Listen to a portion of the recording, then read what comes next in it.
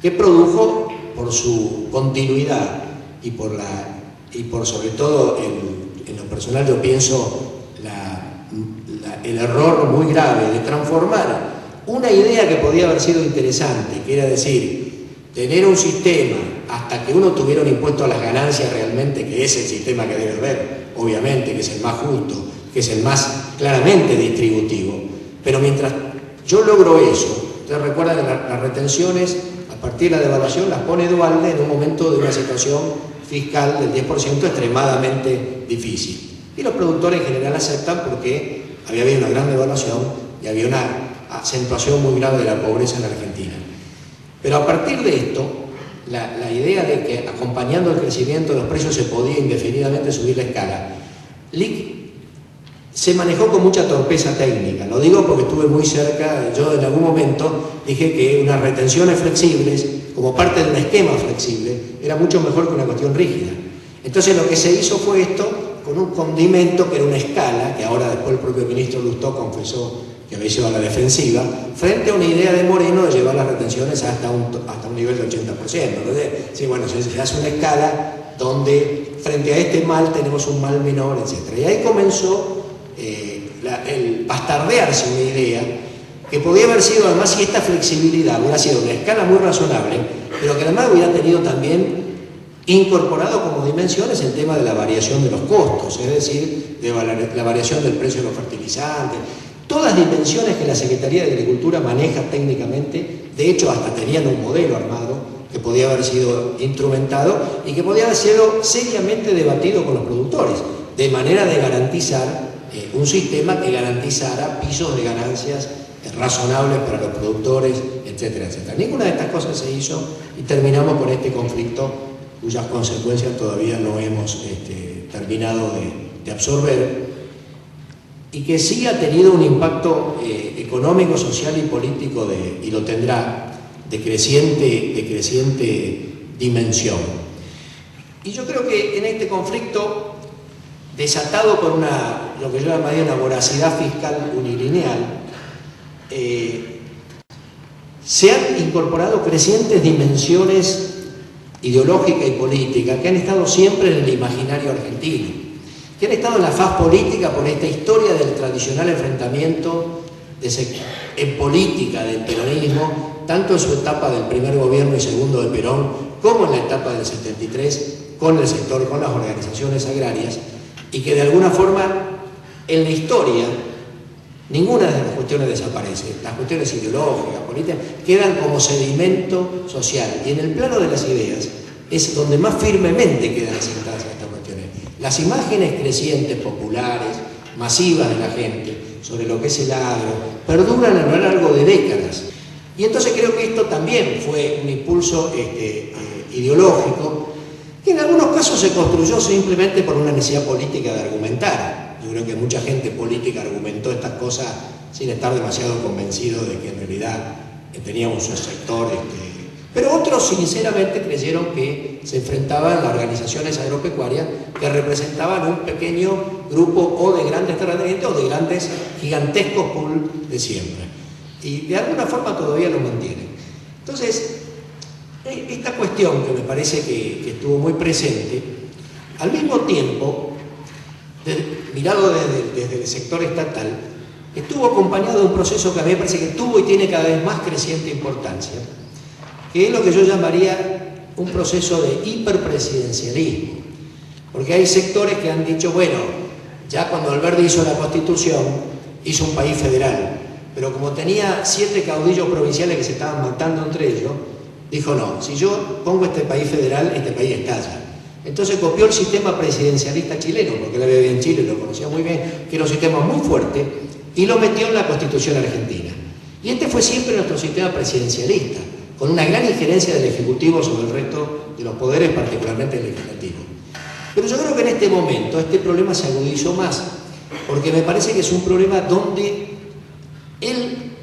por eso yo le llamo presidencialista, porque la presidencia de la nación, ejerza quien ejerza, avanzó sobre los ministerios, es decir, avanzó ya sobre el rol de varios de los ministerios, y hoy, a tal punto que hoy yo venía conversando hoy con un taxista remisero que me traía una persona que que tenía un conocimiento de la realidad argentina notable, y veníamos hablando de muchos temas. Me dijo, sí, porque le digo, se vio que el ministro de Economía le dijo, ah, sí, Randazzo, me dice, sí, pero Randazzo no es un... No, o sea, directamente nadie sabe quién es el ministro de Economía. Pero esto no es un mero detalle, esto es un tema extraordinariamente importante. ¿Por qué? Porque lo mismo pasó con los secretarios de Agricultura.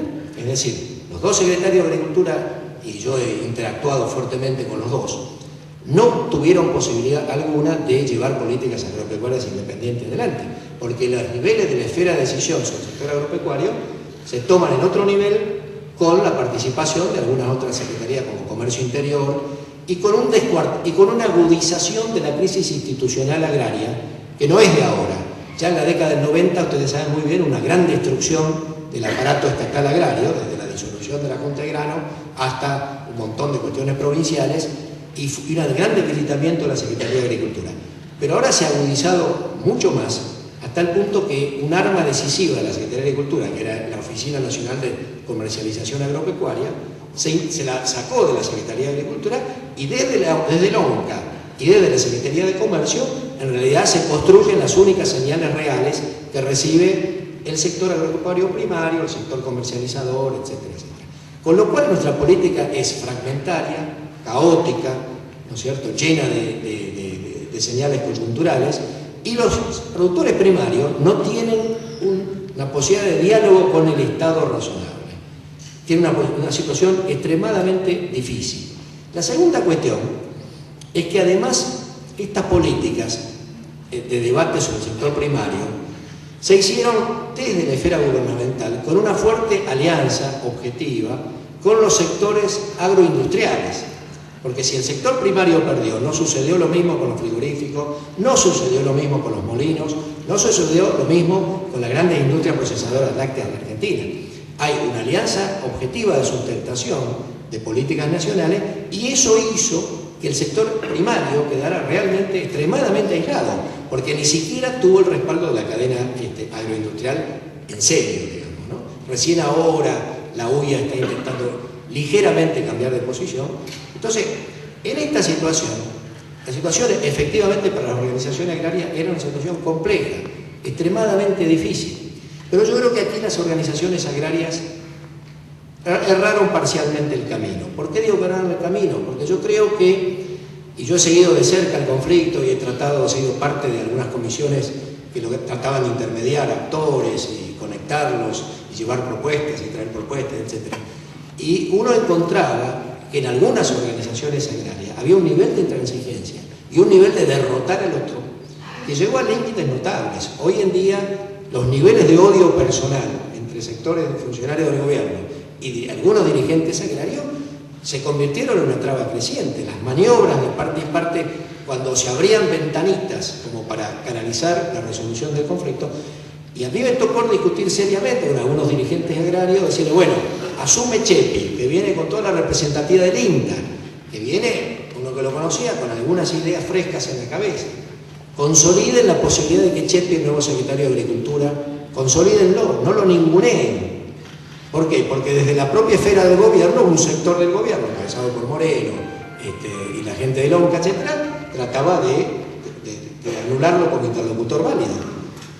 La actitud de la dirigencia rural coincidió con estos sectores más duros del propio gobierno. Entonces, rápidamente se fortaleció la idea de ningunear al secretario de Agricultura, con lo cual quedaron absolutamente rotas las posibilidades reales de tener cierta fuerza política de un sector gubernamental con el que tuviera alguna posibilidad de reencauzar las medidas. Por eso las medidas, si ustedes se acuerdan, se tomaban un conjunto de medidas, se parecía que se llegaba a acuerdos sobre ciertos temas, y luego, por razones de lado y lado, yo diría, por supuesto las responsabilidades siempre son mucho más relevantes cuando uno tiene la función de gobernar, digo de lado y lado, pero no para minimizar, en mi opinión, quien tiene la responsabilidad principal, pero de todas maneras, en esta cuestión, esto fue un tema casi imposible de resolver. Y lo peor fue que yo pienso que alguna gente del sector con la que yo discutí me dijo, bueno, nosotros esto lo vamos a resolver vía las elecciones y vía el Congreso. Yo le dije, pero ustedes no pueden resolver esto vía el Congreso, porque en el Congreso se votan o se vetan leyes. Ustedes ya lo hicieron, anularon la 125. ¿Y